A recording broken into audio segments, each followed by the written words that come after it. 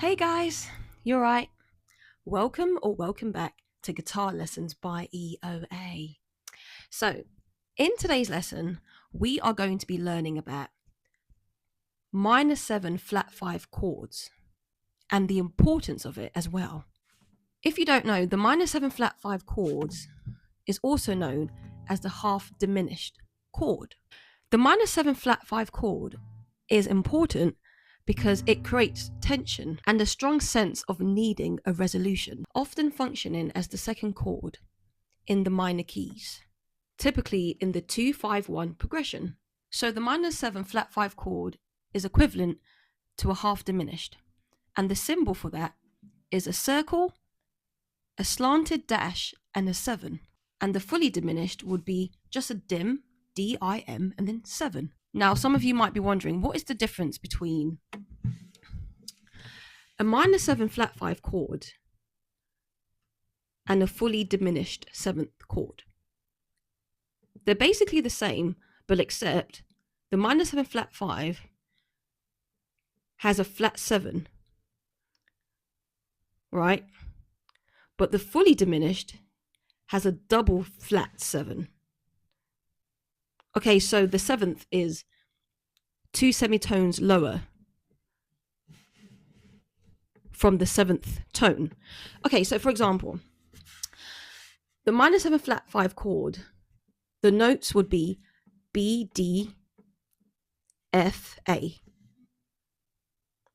But the fully diminished 7th in the key of B would be B, D, F, A flat. And why is that? Because the 5th is F sharp, the 6th is G sharp, and then the 7th is A sharp.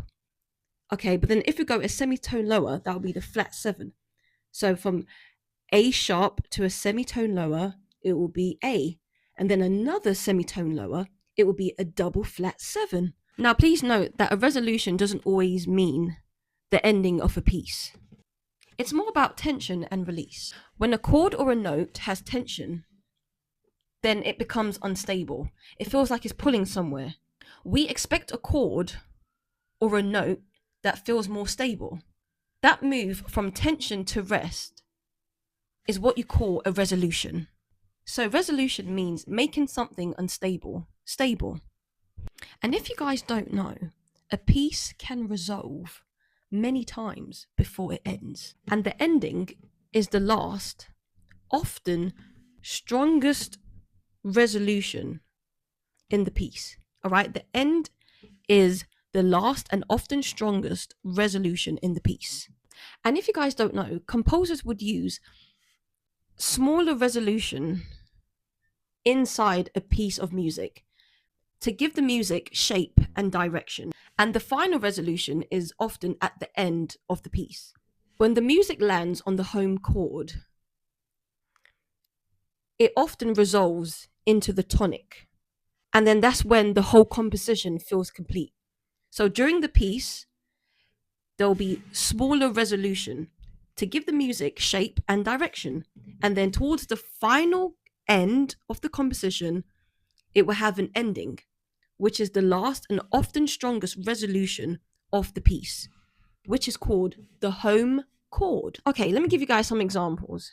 This will be in the key of C major. So the first chord will be the 5th 7th, which is G7.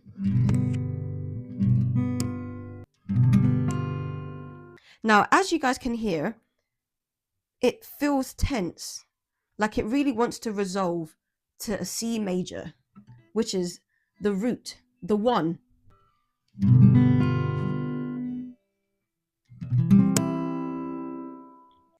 Another example will be in the key of A minor. So we're going to play the second,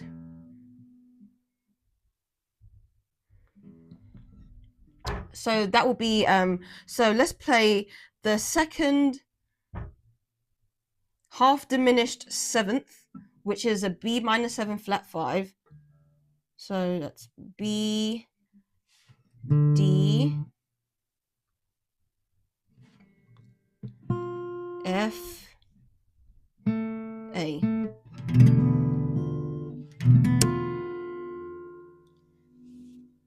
Now it feels unstable until it is resolved to an E7. And then finally to the 1. So we have B minor 7 flat 5, E7, A minor. Okay, that is an example of resolution. Okay, so as you guys could hear how important the minor 7 flat 5 chords are, because they create tension. In music, you want that tension to add an effect, a different feel, a different feeling to the music, so that it sounds like it's going somewhere, but it still has like a type of mystery. B minor 7 flat 5. Okay, this is the second, so this is the 2-5-1. Okay, remember what I said before, that the minor 7 flat 5 chord functions as the second chord in a 2-5-1 progression. B minor 7 flat 5, E7, and then, which is the resolution, 2-5-1.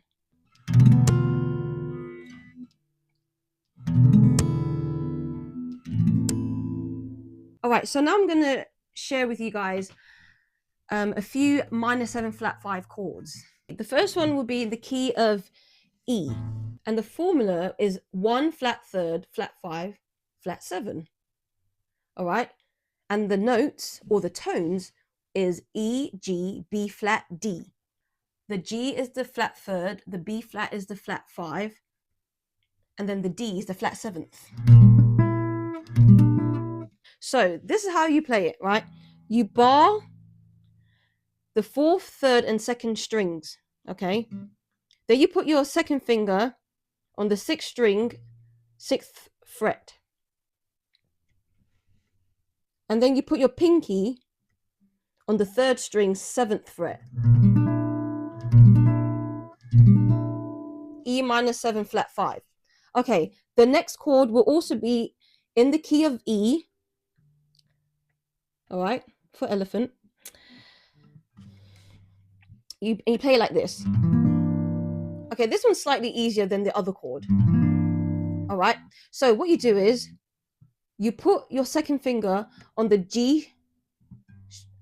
on the 6th string, 3rd fret. This is the G, flat 3rd, right? Then you put your first finger on the 4th string, 2nd fret. Then you put your 3rd finger on the 3rd string, 3rd fret, and then your pinky, the 4th finger, on the 2nd string, 3rd fret. So this is the 1, the flat 3rd, the flat 5th, and the flat 7th. Next chord will also be in the key of E. Okay, so this time we bar the 8th fret. So we bar the 4th, 3rd, and 2nd string. All right. Then we put our second finger on the 3rd string, 9th fret, and then the 3rd finger on the 6th string, 10th fret. All right. So this is the E. So this is the root, the flat 3rd, flat 5th, okay, the B flat, and then this is the flat 7th, the D. Or you can play it like this. Instead of you to bar, you can just play it like this. You know, put each finger on each designated string, like this. If you find barring a bit difficult, you can just put your first finger on the 4th string, 8th fret, second finger on the 2nd string, 8th fret, your 3rd finger on the 3rd string, 9th fret, and then your pinky on the 6th string, 10th fret.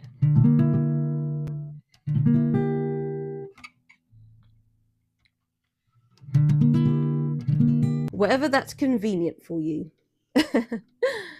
Okay, now the final chord, now this time is going to be in the key of A, okay? And the tones will be A, C, E flat, G. The C is the flat third, the E flat is the flat 5, and then the G is the flat 7th. All right, so this is how you play it. Okay, first you put your first finger on the 2nd string 4th fret, then you put your second finger on the 6th string 5th fret, then you put your third finger on the 4th string 5th fret, and then your pinky on the 3rd string 5th fret, like this.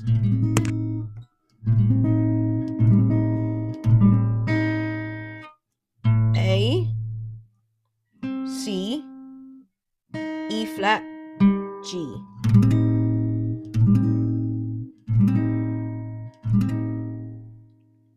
All right, so let's play it all together from the top. Ready in 3, 2, 1.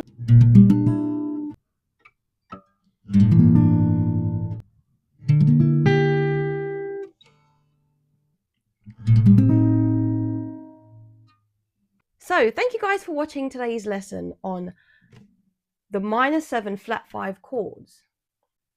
I hope you guys learned something in this lesson, the importance of it, and how important it is in a chord progression, and how it creates tension and release, and creates shape and direction, especially in a chord progression.